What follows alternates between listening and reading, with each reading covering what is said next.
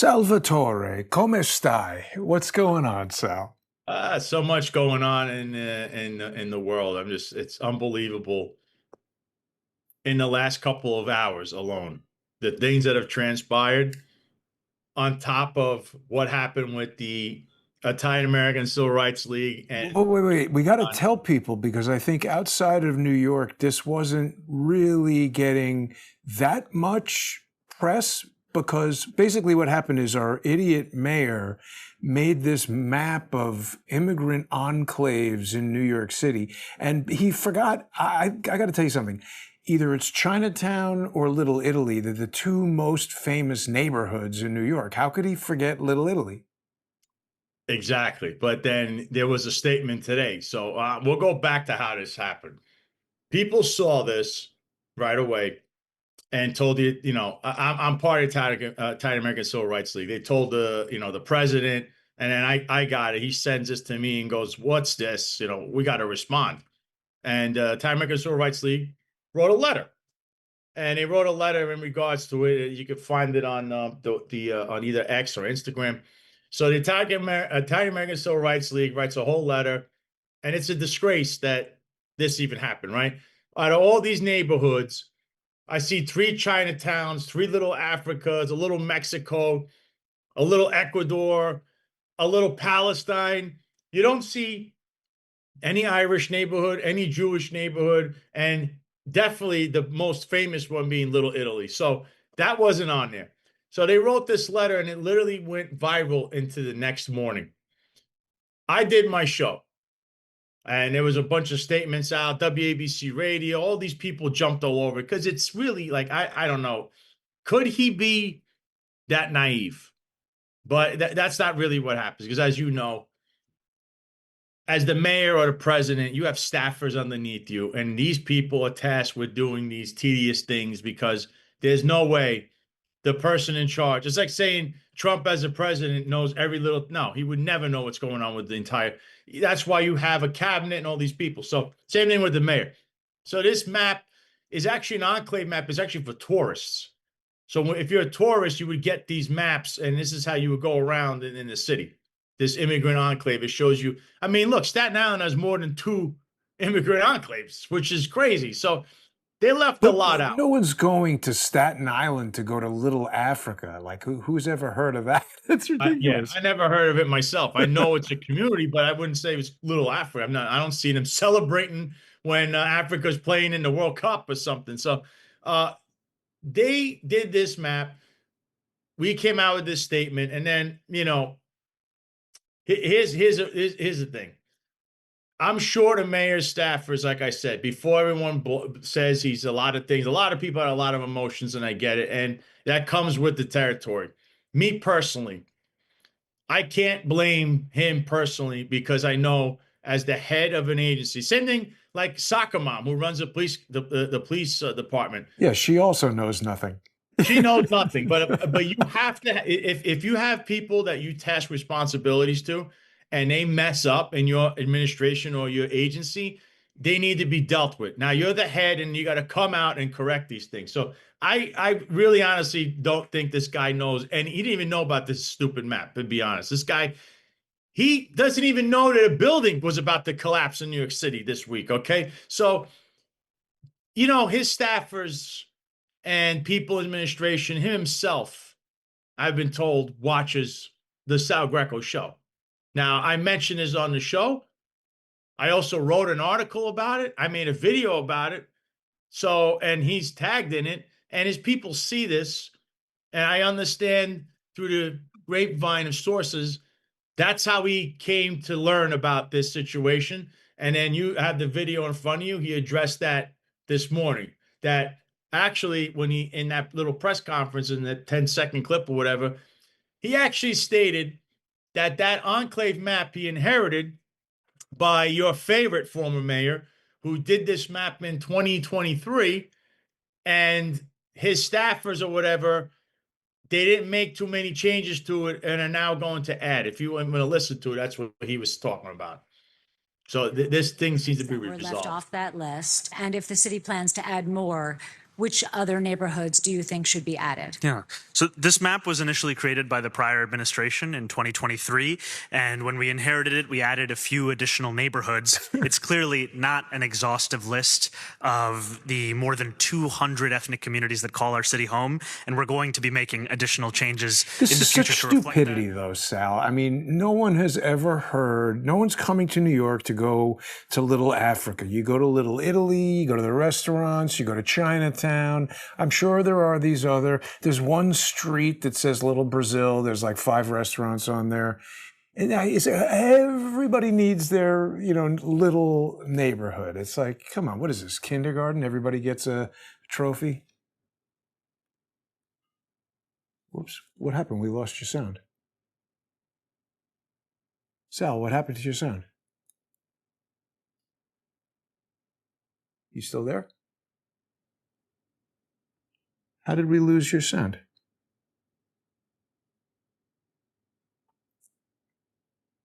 You're on the board here. Something went out with your sound. Every week it's something. I don't understand what's going on, but I've got no sound on you right now, Sal. Can you check your microphone input there? On Zoom? We should have you. You're on channel 5 here. Channel 5 is on. It's clearly not an exhaustive. That's the mayor. I don't have sound on you. Say something. We lost your sound. How could this be? You've got a lot to say and there's no sound. This is unbelievable. I didn't touch anything on your sound. You're on channel 5. Mamdani is on 3. I'm on 1. Did your microphone die? Did something unplug? Pull out the USB and put it back in.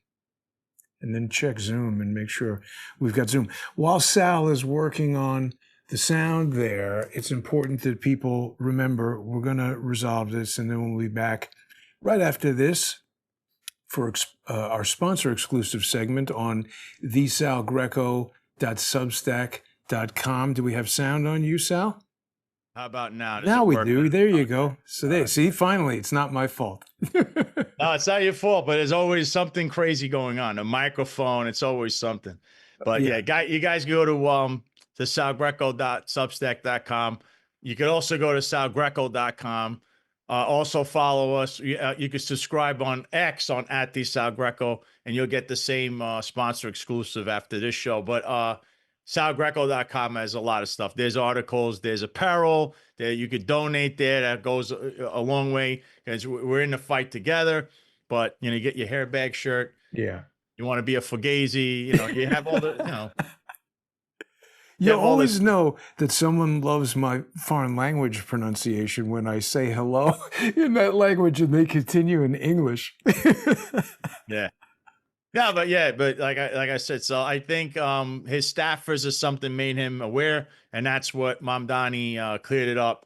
So they are going to add it down the road or whenever, I don't know, but clearly this was a mistake by someone underneath him, and he does not have the brightest people working for him, kind of like even the president does. It's in every administration. So yeah, but this was a massive PR disaster for him, and it didn't look good at all. So, but I knew it would get resolved one way or the other. But that's how I was told this came about, is he was made aware of it by a staffer because they watched this show, well, the Sal Greco show, and that's who kicked it up and said, "What are we doing?" That's a good win for the Sal Greco show and for the Italian Americans, yep, Civil Rights Society. But Sal, there's more scandals, fiascos, flim-flams, all kinds of lunacy. First of all, we've got basically like the Department of Rape controlling, right? I mean, what's going on there? Oh my God. Listen, this 4-6 precinct thing, I had this is how this started. This came about a few months ago when I reported on 2 cops that were caught on a video somehow having, we'll say, extracurricular activities on duty, and was captured on film. And then this, I guess the female cop's husband came to the 4-6 precinct and showed the sergeant or someone and said, "Hey, what's this?" Which started a whole thing. Had the And that video was, of them going at it, right? I yeah, mean, that is this was the crazy. this was the beginning of the end. It went downhill. The commanding Downhill. officer, now this was really public. The commanding officer, his name is Jeremy Schlubin. What we didn't know is he's one of the main culprits here, but he's not the only one. That's all I could tell you guys right now. If you're watching, there's numerous other supervisors also involved.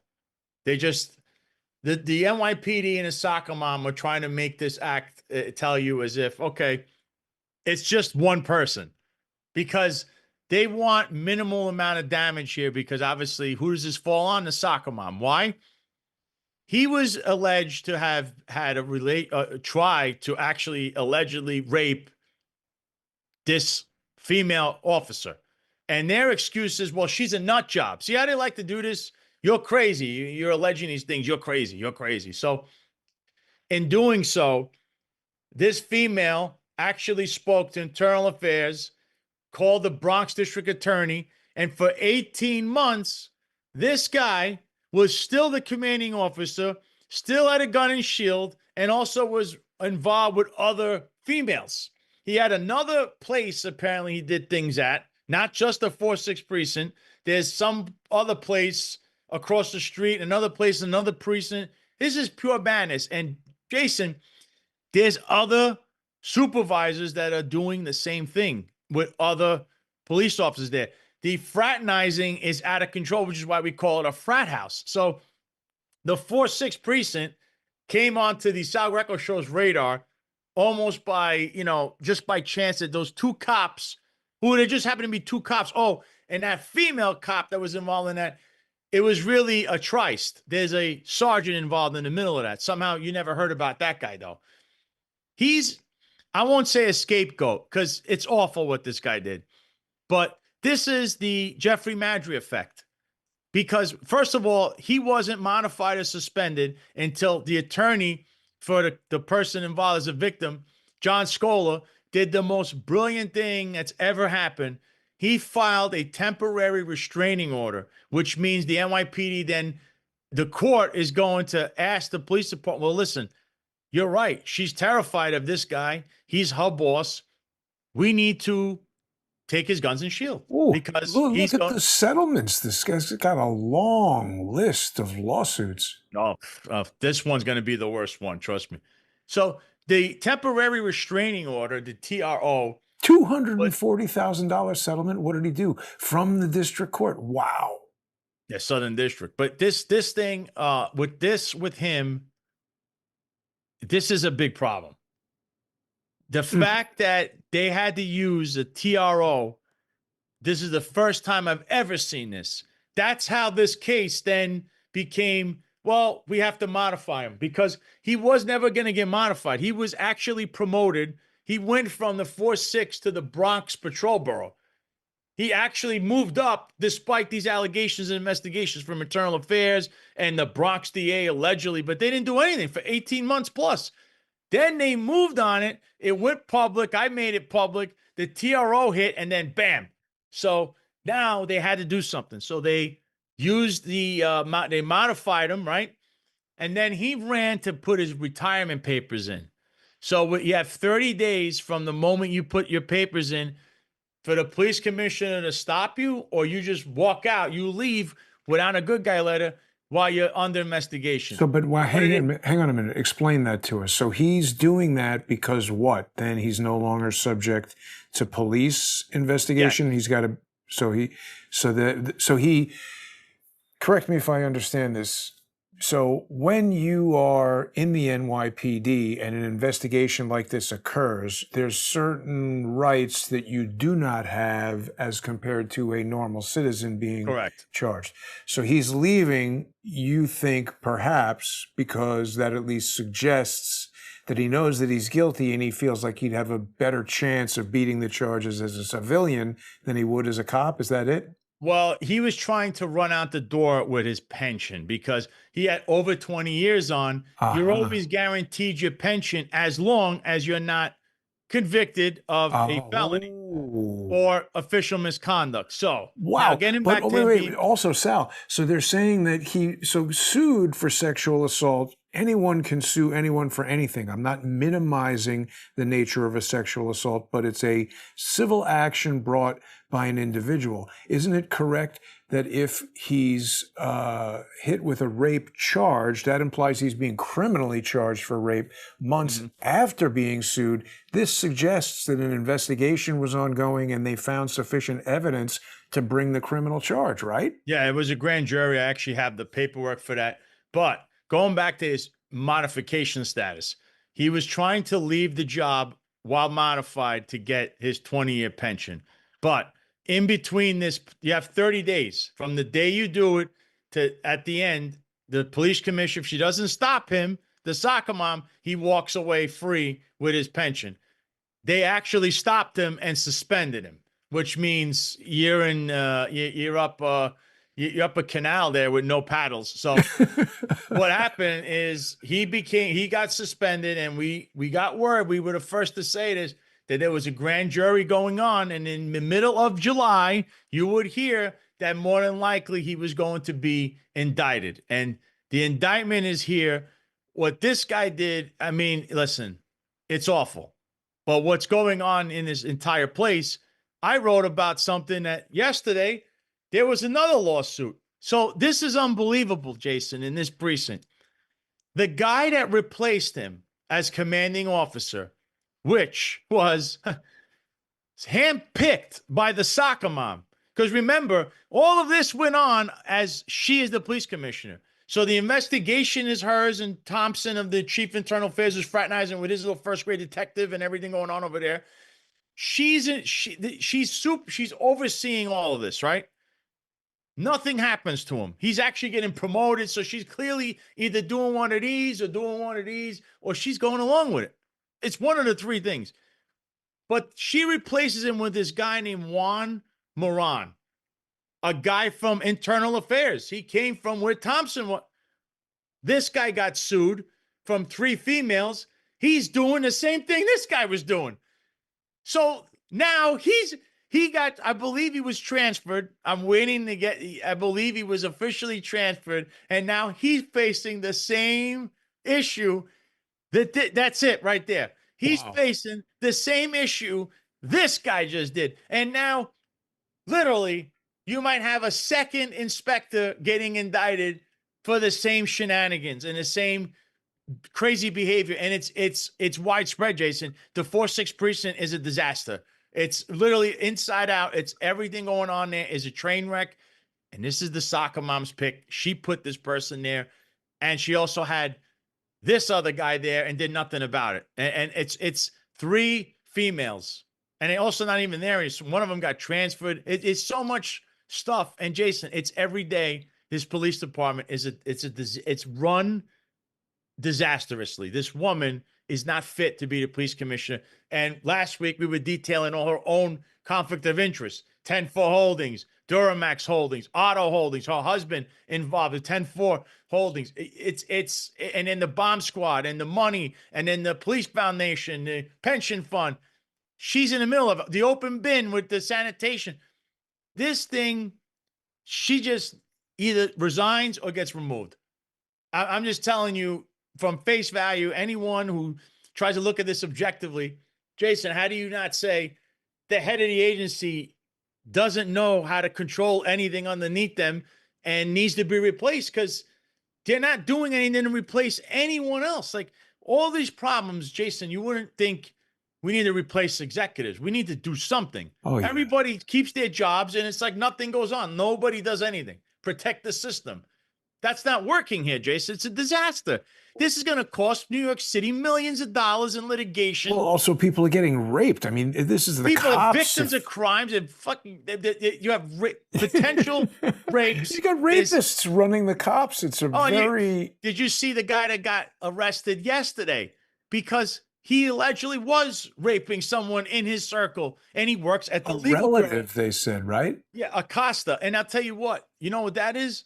That's the legal bureaus in One Police Plaza. That means he was walking right back and up and down the same stairs and same area as the soccer mom and her staff. And then, of course, her staff, her vehicle, I wrote another article, which is why you guys got to go to salgreco.com. Her personal vehicle, her detail vehicle, was involved in an incident on July 4th, the evening of July 4th. Besides the fact that we have the same lieutenant that was in that detail was browbeating the New Jersey State Police to try to get extra credentials for everyone in the office, which is a big no-no, right? Everyone's got to go to MetLife Stadium because soccer mom's cousin owns it and stuff. But that was a whole thing. She used the Tisch family name to browbeat the state police to try to get more credentials. And you're like, what's going on with that? Sal, this is one of the most outrageous things. I mean, I can't believe Yeah. this hasn't gotten national attention. So the Daily News yesterday disgusting. reports an NYPD cop has been arrested for rape and sexual misconduct with an underage relative. Yeah. Joshua Acosta was taken into custody Wednesday night and charged with 3 counts of rape, 3 counts of sexual misconduct, and acting in a manner injurious to a child. This guy's 39, and he is charged with a course of sexual conduct against a child, which is defined as engaging in sexual conduct with a child younger than 13. So this is the sickest of the sick. And so what kind of cop is this guy? And how can anyone in New York City expect to be protected from criminals when you've got the most heinous criminals imaginable walking around wearing a badge? Yeah, that's the issue, Jason. So what's going on with this? This guy, and look, I'm going to tell you this. He's never going to be a police officer again. So anyone that's trying to say he's innocent before let me tell you how this goes. This was a 5-year ordeal, and there's a child involved. Chances are the child, I don't know how you're trying to say he's innocent before proven guilty. We all know this stuff, but you know something? I've seen this too many times repeatedly where, again, in 24 hours, 2 people are arrested in the police department for deviant behavior. This guy in particular, look at the victim, was under 13 and under 17 during these incidents. And it's 5 years. And this guy was working at one police plaza. He was working at the legal bureau, right underneath the soccer mom's nose. Oh, man. Now, wait a minute. Is that the people who I'm suing in Goodman versus the city of New York? The what is it called? Corporate counsel? No, that's different. No, it's corporation counsel represents it, but the legal bureau is who you They're the would ones call. who decide who is going to get charged. There's the ones who kept telling me, no, we can't file charges against George's brother. Yeah. So this guy too busy meanwhile, raping our relatives. Yeah, he's too busy with his own relatives apparently. And this is what I'm saying. You have a soccer mom. You have a definite problem. And also, Mayor Mamdani, you have a problem in your police department. You have deviants all over the place. And with the history of when you inherited it, soccer mom, Jeffrey Madry and them, you now have the Jeffrey Madry effect, right? Oh, now we're going to arrest Schlubin. Oh, I know, look, it's not good, but there was other people involved, just like with Madry. You didn't do anything to Madry, but now you want to do the Jeffrey Madry effect. We have to do something here. Because you responded you were looking at the temporary restraining order. That's why that moved. Otherwise, Jason, they would have never done, they would have sat there and said, we'll let the litigation play out because, the judges never hold anyone accountable in the police department. You need to speed the cases up. See this kind of stuff? Speed things up. That goes for every judge. With not charging Madry is that it sends a message to these, deviants who are in the police department that they can do whatever they want and nothing will happen to them. But Sal, we're just about out of time here, and people are going to want to join us for the next segment of the show. The sponsor exclusive segment is available on thesalgreco.substack.com. People can go on there, subscribe to Substack, help Sal keep this kind of journalism going. You're going to get access to our sponsor exclusive shows. It's also available for subscribers to Crowdsource the Truth on crowdsourcethetruth.substack.com and subscribestar.com and patreon.com/crowdsourcethetruth. There's a lot more to discuss, so stay with us, everybody. We'll be right back.